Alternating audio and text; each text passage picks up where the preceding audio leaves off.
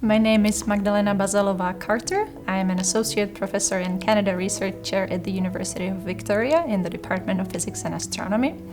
And I lead the X-ray Cancer Imaging and Therapy Experimental Lab. And as the name suggests, we do research in diagnostic X-ray imaging and radiation therapy.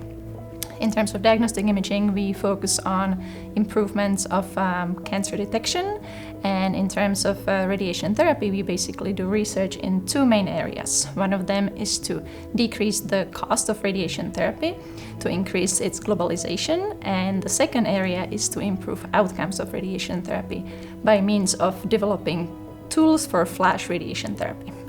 These patients in remote areas within Canada can either travel long distances to undergo treatment, and this might be for example, a month, because that's how long a course of radiation therapy takes, or they basically don't get treatments. But if we develop this system, which we are working on currently, we can actually drive the equipment to them. I did start doing physics in high-energy physics, and it was really exciting. I worked at CERN, with all these very expensive equipment.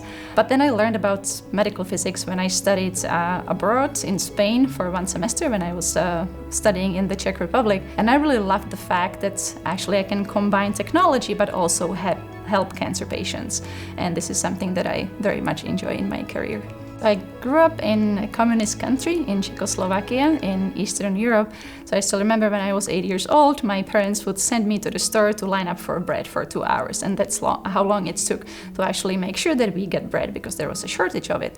So I can, again, very much relate to people living in these areas, and it brings me immense pleasure to be able to work towards improving their lives, especially for cancer treatments.